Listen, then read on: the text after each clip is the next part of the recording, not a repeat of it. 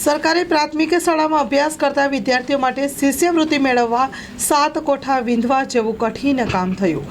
જેમ નોટબંધીમાં સમગ્ર ભારતમાં લાઈનો લાગી હતી, તે જ રીતે સરકારી પ્રાથમિક શાળાના વિદ્યાર્થીઓને શિષ્યવૃત્તિ મેળવવા ગુજરાતમાં લાઈનો લાગી છે। હેમાંગ રાવલે જણાવ્યું હતું। Story report by VS Shrimali, Mehsana. ગુજરાતની અંદર વાલી અને વિદ્યાર્થીઓ શિષ્યવૃત્તિ સામે લાઈનોમાં ઉભા રહીને દંડાઈ રહ્યા છે। એક જમાનામાં શિષ્યવૃત્તિ આસાનીથી આપી દેવામાં આવતી હતી।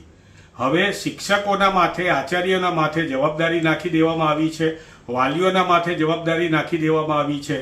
રેશન કાર્ડ જોઈએ, રેશન કાર્ડનું ઈ-કેવાયસી જોઈએ, ઈ-કેવાયસી પછી તમારે આવકનો દાખલો જોઈએ, આવકનો દાખલો થયા પછી તમારે ઓટીપી નાખવાનો, એકવાર નાખવાનો, બીજી વાર તમારો ફોટો પાડવાનો, બીજી વાર ઓટીપી નાખવાનો, ત્રીજી વાર ઓટીપી નાખવાનો। આમ સમગ્ર ગુજરાતની અંદર માત્ર 1650 જેવી શિષ્યવૃત્તિ લેવા માટે થઈને વાલીઓ અને વિદ્યાર્થીઓમાં અફડાતફડી મચી ગઈ છે। વાલીઓ ચપ્પલો કાઢીને જેવી રીતે નોટબંધીમાં લાઈનમાં ઊભા રહ્યા હતા એમ ચપ્પલો મૂકીને લાઈનમાં ઊભા રહે છે। કેટલીક જગ્યાએ એવા પણ વિડીયો આવ્યા છે કે વિદ્યાર્થીઓને પણ પોતાનું ભણતર છોડીને આ સ્કોલરશીપની લાઈનોમાં મામલતદાર કચેરીમાં જવું પડે છે, નાના નાના બાળકોને।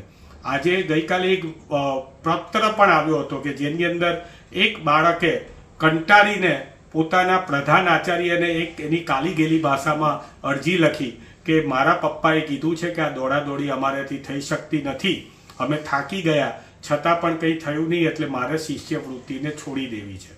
આજે સમગ્ર ગુજરાતમાં માત્ર 40% લોકો જ શિષ્યવૃત્તિ માટે પોતાનું રજીસ્ટ્રેશન કરાવી ચૂક્યા છે, ત્યારે જે 60% લોકો છે એ ખૂબ જ મુશ્કેલીમાં છે।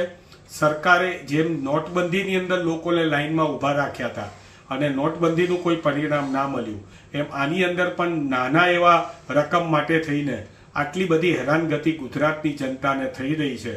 સત્વરે આ બધી બાબતોમાંથી મુક્તિ આપવી જોઈએ। તમારું સરકારનું સર્વર પણ નથી ચાલતું। એક શિક્ષક દિવસમાં 10થી વધારે એન્ટ્રી પણ નથી કરી શકતો।